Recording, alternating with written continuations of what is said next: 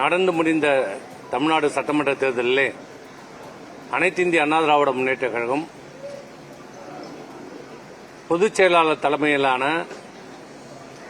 எடப்பாடி பழனிசாமி தலைமையிலான அனைத்து அண்ணா திராவிட முன்னேற்ற கழகம் மீண்டும் ஒரு தோல்வியிலே படுதோல்வியை நாங்கள் சந்தித்திருக்கிறோம். இந்த தோல்வி என்பது ஏதோ இந்த தேர்தலில் மட்டும் வந்த தோல்வி அல்ல. இது 2019ஆம் ஆண்டு இருந்து தொடர் தோல்வியை 2 நாடாளுமன்றம், 2 சட்டமன்றம் மற்றும் பல்வேறு இடைத்தேர்தல்களே தொடர் தோல்வியை அனைத்து இந்திய அண்ணா திராவிட முன்னேற்ற கழகம் சந்தித்து வருகிறது. தோல்விக்கு தோல்வி அண்ணா திராவிட முன்னேற்ற கழகத்தினுடைய வாக்கு வங்கி சரிவை நோக்கி சென்று கொண்டிருக்கிறது. இது இந்த இயக்கத்திற்குடைய மிகப்பெரிய அச்சுறுத்தல். இந்த தோல்விக்கான காரணங்களை ஆய்வு செய்ய வேண்டும், ஆராய வேண்டும், கலந்தாலோசிக்க வேண்டும்.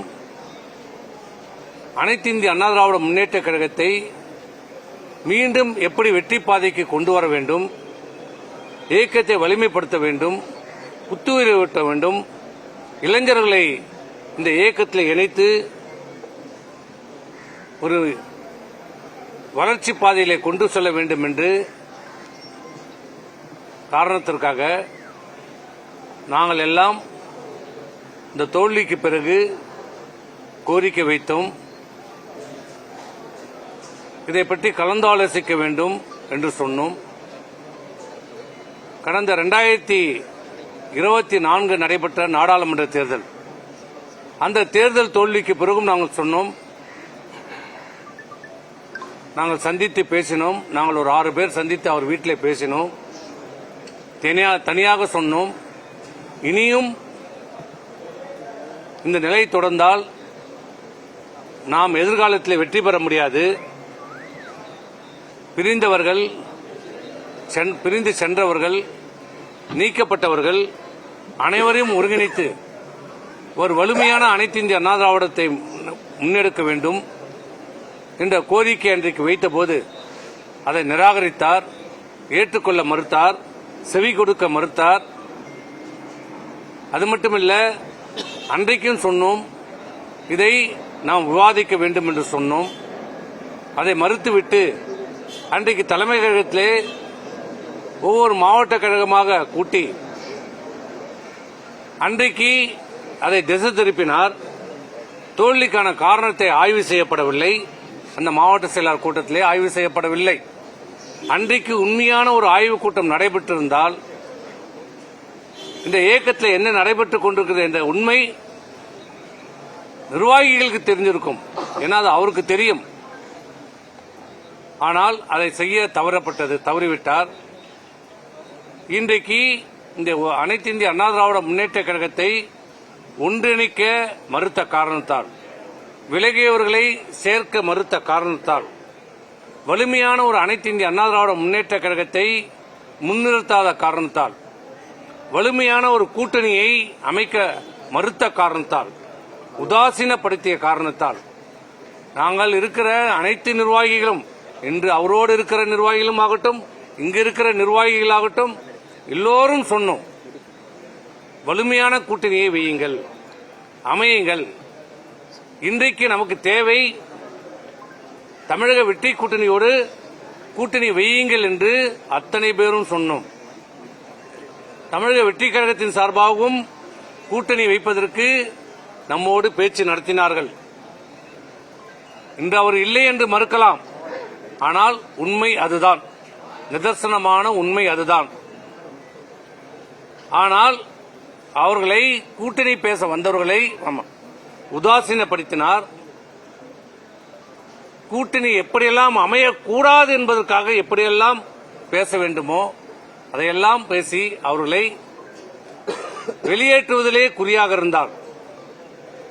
தமிழக வெற்றி கழகத்தை மட்டுமல்ல, தேசிய முற்போக்கு திராவிட கழகத்தையும் சேர்ப்பதற்கு அவருக்கு மனமில்லை. அதை 0.5% கட்சி என்று சொன்னார். இப்படி சொன்னால் எந்த கட்சி ஏற்றுக்கொள்ளும், தாங்கிக் கொள்வார்கள்? அவர்களையும் வலுக்கட்டாயமாக இந்த கூட்டிலிருந்து வெளியேற்றப்பட்டார்கள். இப்படி யாரையுமே அரவணைக்காமல் டாக்டர் கிருஷ்ணசாமி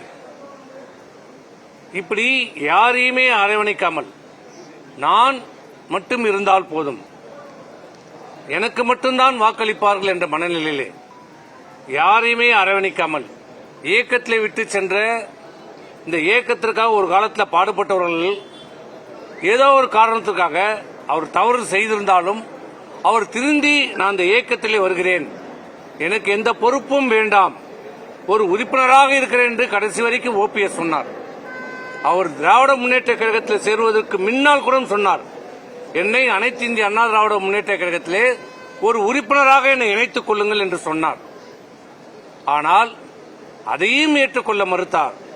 நான் சேர்க்க மாட்டேன், எந்த காரணத்தை கொண்டும் அந்த 4 பேரை நான் சேர்க்க மாட்டேன் என்று சொன்னார். இப்படி ஆனால் இன்றைக்கு ஒரு அறிக்கை விட்டிருக்கிறார்.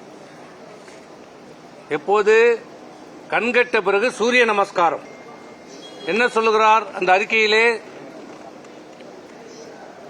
இன்று வரை இயக்கத்திற்கு துரோகம் செய்தவர்கள் மீது நடவடிக்கை எடுப்பதும் அவர்கள் திருந்தினால் தாயுள்ளத்துடன் மீண்டும் ஏற்றுக்கொள்ளவும்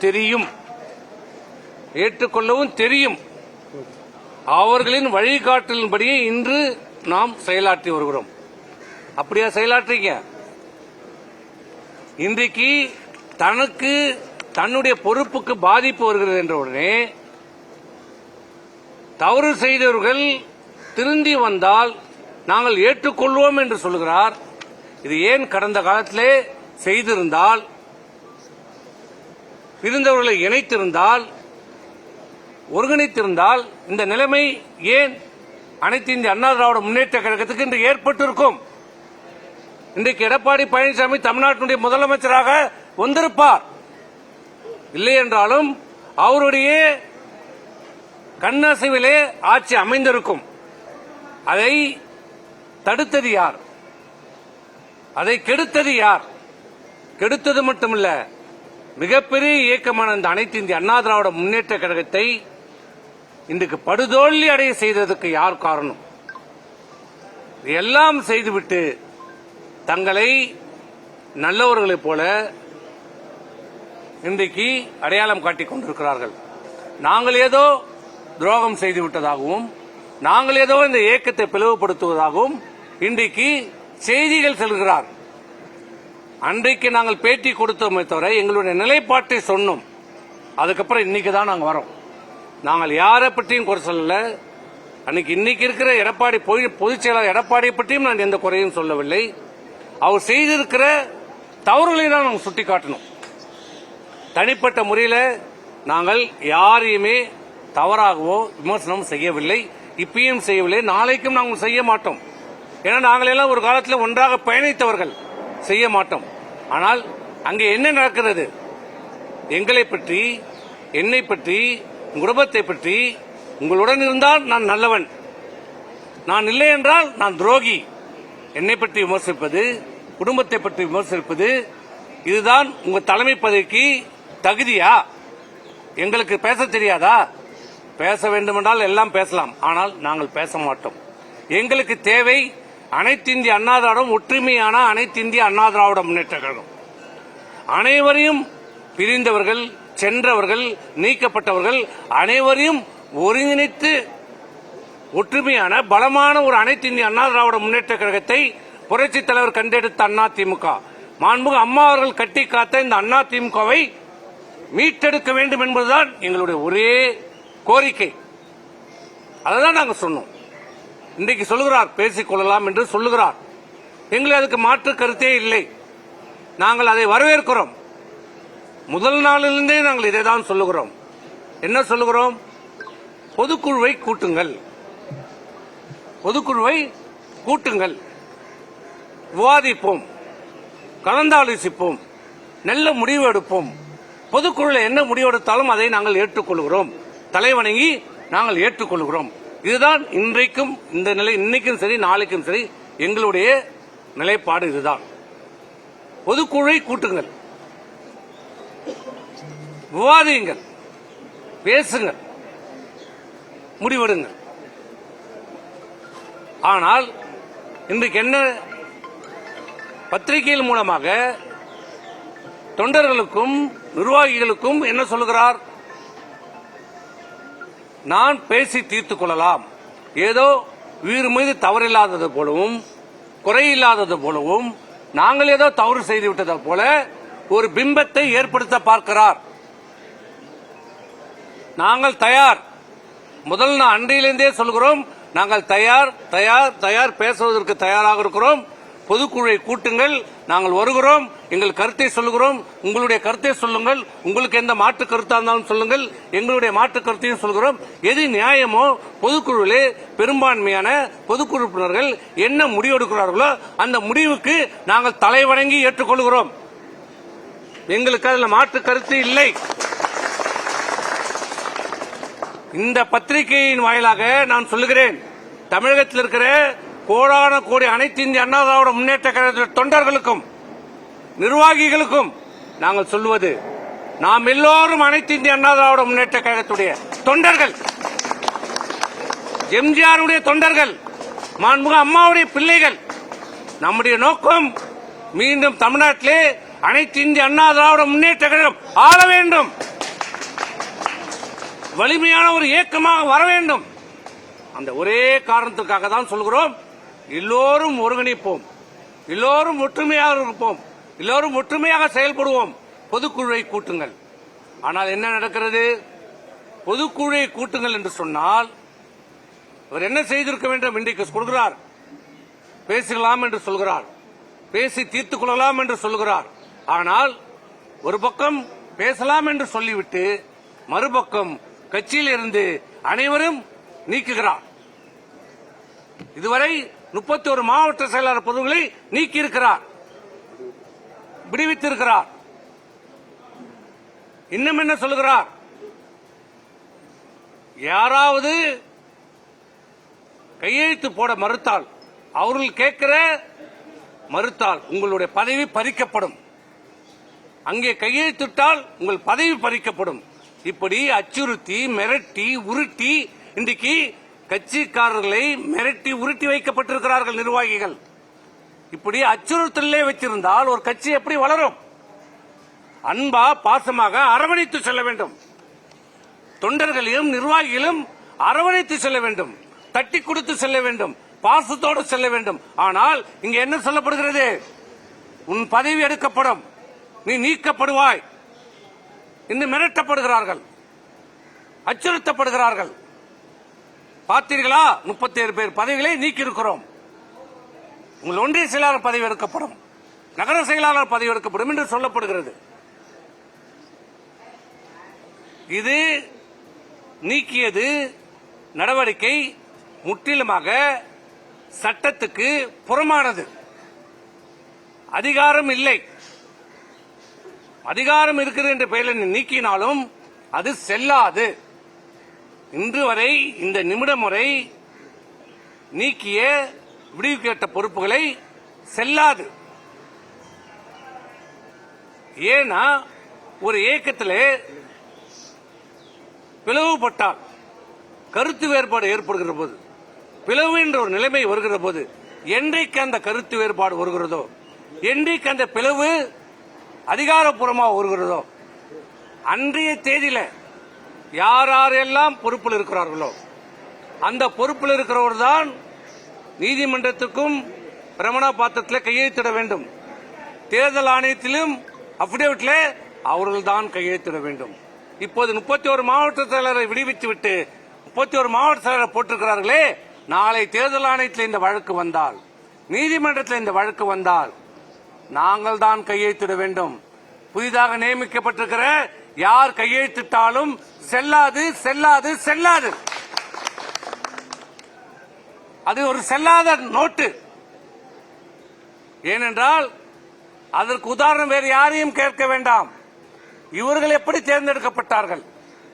ஓ பன்னீர்செல்வமும் எடப்பாடி பன்னீர்செல்வமும் தேர்தல் எடப்பாடி பழனிசாமி அவர்களும் தேர்தல் ஆணையத்திலே வழக்கு நடைபெற்ற போது தீர்ப்பு வழங்கப்பட்டது. அதில் பெரும்பான்மை பொதுக்குழு உறுப்பினர் யாருக்கு இருக்கிறார்கள் என்று கணக்கெடுக்கப்பட்ட போது எந்த தேதி நிர்ணயிக்கப்பட்டது தெரியுமா? 5/12/2016 அம்மா இறந்த தேதி. ஆனால் பிப்ரவரி 17ஆம் தேதி தான் 17ஆம் ஆண்டு தான் கட்சியிலே அதிகாரப்பூர்வமாக சண்டை வருகிறது. ஓபிஎஸ்க்கும் எடப்பாடி பழனிசாமிக்கும்.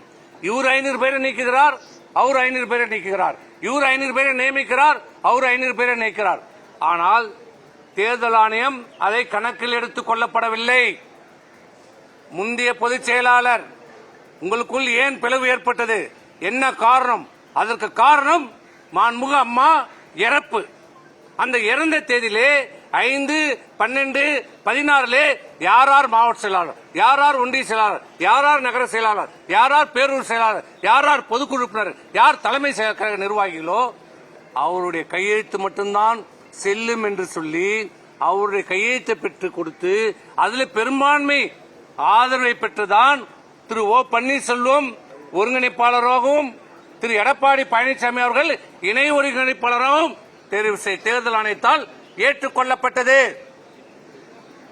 அதுதான் இன்றைக்கு நிலைமை. இன்றைக்கு என்ன நிலைமை? 4ஆம் தேதி தேர்தல் தேதி அறிவிக்கப்படுகிறது. 5ஆம் தேதி இவர் திமுகவோடு தேர்தல் முடிவுகள் அறிவிக்கப்படுகிறது. 4ஆம் தேதி 5ஆம் தேதியே திமுகவோடு சேர்ந்து ஆட்சி அமைக்க வேண்டும் என்று இன்றைய பொதுச் செயலாளர் எடப்பாடி சாமி சொன்னவுடனே கருத்து வேறுபாடு வருகிறது. 2 குழுவாக பிரிகிறது. இது ஒன்று. ஆனால் அதிகாரப்பூர்வமாக திரு எடப்பாடி பழனிசாமி அவர்கள் சட்டமன்றத்திலே தற்காலிக சபாநாயகத்திலே நான் தான் தேர்ந்தெடுக்கப்பட்ட சட்டமன்ற தலைவர் என்று மனு கொடுக்கிறார். இங்கே திரு வேலுமணி அவர்கள் என்னை தான் தேர்ந்தெடுக்கப்பட்டிருக்கிறார் என்று ஒரு மனுவை கொடுக்கிறார். ஆக அதிமுகவிலே 2 குழுக்கள் மனு கொடுக்கிறது. காஸ் ஆஃப் ஆக்ஷன் எங்க வருது? 5ஆம் தேதி, அதிகாரப்பூர்வமாக 11ஆம் தேதி. அன்றைக்கு யாரெல்லாம் பொறுப்பில் இருந்தார்களோ அவர்கள் தான் தொடர்ந்து பதவிகளை நீடிப்பார்கள். ஆகவே நீங்கள் நீக்கியது செல்லாது, அமலுக்கு வராது. ஆகவே தமிழகத்தில் இருக்கிற ஒன்றிய நகர செயலாளருக்கு நன்றாக தெரிந்து கொள்ளுங்கள். உங்களை அச்சுறுத்துவதோ மிரட்டுவதோ எதற்கும் உதவாது. நீங்கள் அச்சப்பட வேண்டியதில்லை, பயப்பட வேண்டியதில்லை. தைரியமாக இருங்கள். உங்களுடைய பதவி, நீங்கள் தான் ஒன்றிய செயலாளர், நீங்கள் தான் நகர செயலாளர், நீங்கள் தான் பேரூர் செயலாளர். அதில் எந்த மாற்று கருத்தும் இல்லை. ஆகவே பொதுக்குழு நாங்க என்ன சொல்றோம்? இன்னைக்கு என்ன சொல்கிறார்? பேசிக்கொள்ளலாம், சந்தோஷம், வரவேற்கிறோம். எங்களுக்கு அதுல மாற்று கருத்தே இல்லை. எங்களுக்கு மாற்று கருத்தே இல்லை. பேசிக்கலாம். எங்களுக்கு வேண்டியது ஒற்றுமையான அதிமுக. பேசுங்க, பொதுக்குழு கூட்டுங்க, பேசுவோம். ஆனால் நீங்க என்ன சொல்கிறீங்களே? இது ஜனநாயக நாடு, உலகத்திலே மிகப்பெரிய ஜனநாயக நாடு. ஒவ்வொரு அமைப்பும் ஜனநாயக ரீதியாக செயல்பட வேண்டும் என்பதுதான் இந்திய அரசியலமைப்பு சட்டத்தினுடைய அடிப்படை. அதிலும் குறிப்பாக ஒவ்வொரு அரசியல் கட்சிகளும் தங்களுக்கென்று விதிமுறைகளை வகுத்துக் கொள்ள வேண்டும். அந்த விதிமுறைகள் படிதான் நடைபெற வேண்டும். விதிமுறைகளுக்கு மீறி யாரும் நடைபெறக்கூடாது. அந்த சட்ட திட்டங்களை தேர்தல் ஆணையத்திலே பதிவு செய்யப்பட வேண்டும். இப்ப அனைத்து இந்திய அண்ணா திராவிட கழகத்துக்கென்று சட்ட விதிகள் உருவாக்கப்பட்டு தேர்தல் ஆணையத்திலே பதிவு செய்யப்பட்டிருக்கிறது. அந்த விதியிலே விதி 19 கிளாஸ் 7 என்ன சொல்லுது? 5ல் 1 பாகம் பொதுக்குழு உறுப்பினர்கள் கையொப்பமிட்டு சிறப்பு பொதுக்குழுவை கூட்ட வேண்டும் என்று பொதுச் செயலாளரிடம் கொடுத்தால் கொடுக்கப்பட்ட தேதியிலிருந்து 30 நாட்களுக்குள்ளாக சிறப்பு பொதுக்குழுவை கூட்ட வேண்டும் என்று அனைத்து இந்திய அண்ணா திராவிட முன்னேற்ற கழகம் புரட்சி தலைவர் இயக்கிய சட்ட விதியிலே தெளிவாக சொல்லப்பட்டிருக்கிறது. அப்படி சொல்லப்பட்ட நிலைமையிலே இன்றைக்கு என்ன செய்கிறார்கள்? பொதுச் செயலாளர் சொன்னதாக சொல்லி ஒரு சுற்றறிக்கை அனுப்பியிருக்கிறார்கள். பொதுக்குழுவை கூட்ட வேண்டாம், நீங்களே தொடரலாம், கூட்ட வேண்டாம், கூட்டக்கூடாது என்று கையெழுத்து பெறுகிறீர்கள். இது எதை காட்டுகிறது? ஒரு கட்சியினுடைய பொதுச் செயலாளர் அந்த கட்சியினுடைய சட்டத்திட்டத்திற்கு எதிராக செயல்படுகிறார்,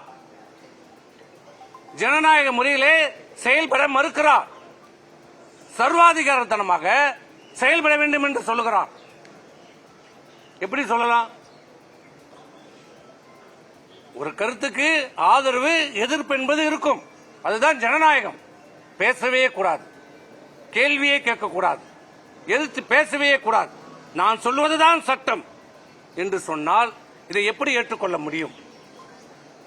பேசிக்கொள்ளலாம் என்று சொல்லுகிறீர்கள், ஆனால் இப்படி பேசிக்கொள்ளலாம் என்று ஒரு பக்கம் சொல்லிவிட்டு மறுபக்கம் அனைவரையும் கட்சி பதவியில் நீக்குகிறீர்கள், கட்சியை விட்டு நீக்குகிறீர்கள், பொதுக்குழுவை கூட்ட வேண்டாம் என்று கையெழுத்து பெறுகிறீர்கள். இது எந்த விதத்தில் நியாயம்? இது எந்த விதத்தில் நியாயம்? பேச வேண்டும் என்று சொன்னால் உண்மையாக பேச வேண்டும், உண்மையான எண்ணம் இருக்க வேண்டும், மனம் இருக்க வேண்டும். மக்களுக்காக, தொண்டர்களை ஏமாற்றுவதற்காக சொல்லக்கூடாது. சொல்லுகிறார் அனைத்து இந்திய அண்ணா திராவிட முன்னேற்ற கழகம் தேர்தலில் வெற்றியும் தோல்வியும் சகஜம். உண்மை, நாங்க ஏற்றுக்கிறோம். தேர்தலில் வெற்றி தோல்வி சகஜம். ஆனா இங்க தோல்வியே தானே சந்திச்சிட்டு இருக்கிறோம். அதுதானே இங்க பிரச்சனையே தானே. ஒரு தோல்வி இல்லை, 2 தோல்வி இல்லை, 3 தோல்வி இல்லை. தோல்வியை கூட சந்திச்சுக்கலாம். ஆனா அந்த தோல்வியை பற்றி நான் விவாதிக்கவே மாட்டேன்னா என்ன? நாங்க என்ன சொல்றோம்? தோல்வியை விவாதிங்க. ஏன், என்ன காரணம்? விவாதிக்க தான் சொல்றோம், ஆனா நான் விவாதிக்கவே மாட்டேன். அது எந்த விதத்தில் நியாயம்? எந்த வித ஜனநாயகம்? சொல்லுங்க. அது மட்டும் இல்ல, இன்னொன்னு சொல்றார், பதவி இல்லாமலும் மக்களுக்காக போராடும் இயக்கம், தேர்தலில் இருந்து பாடம் கற்றுக்கொள்ளும் இயக்கம். பாடம் கத்துக்கிற மாதிரி தெரியலையே. தோல்விகளை வெற்றியாக்கி ஆட்சியை பிடிக்கும் இயக்கம். ஆமா, எப்ப? புரட்சி தலைவர் அம்மா இருக்கிற வரைக்கும் தோல்வியை வெற்றியாக்கி காட்டிய தலைவி புரட்சி தலைவர் அம்மா. தோல்வி ஏற்பட்டாலும் அந்த தோல்வியை என்னுடைய தோல்வி, தோல்விக்கு நான் தான் காரணம் என்று நேரடியாக ஒப்புக்கொள்கிற தைரியம் உள்ள தலைவர் புரட்சி தலைவர் அம்மா. இங்கே தோல்வியும் ஒட்டுக்கொள்ளவில்லை, வெற்றியும் இல்லை, மனப்பக்குவம் இல்லை.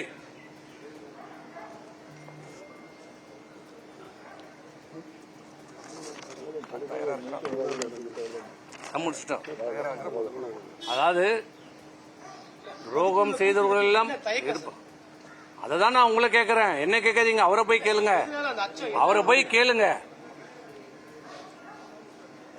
ஆகவே எங்களுக்கு எங்களுடைய நோக்கம் வலிமையான அனைத்து இந்திய அண்ணா திராவிட முன்னேற்ற கழகம் உருவாக்கப்பட வேண்டும். எம்ஜிஆர் அவர்கள் உருவாக்கிய இந்த இயக்கம், மாண்பு அம்மா அவர்களால் கட்டி காக்கப்பட்ட இந்த இயக்கம் மீண்டும் வெற்றி பாதையிலே கொண்டு வர வேண்டும். அனைவரையும் ஒருங்கிணைக்க வேண்டும். காழ்ப்புணர்ச்சியோடு நடக்கக்கூடாது. விரிந்தவர்கள், நீக்கப்பட்டவர்கள், வெளியேற்றப்பட்டவர்கள் அனைவரையும் அழைத்து பேசுங்கள். அனைவரும் இந்த இயக்கத்திலே சேருங்கள், பேசுங்கள். எங்களுடைய ஒரே கோரிக்கை, நாங்கள் பேச தயார், ஆனால் நீங்கள் பொதுக்குழுவை கூட்டுங்கள்.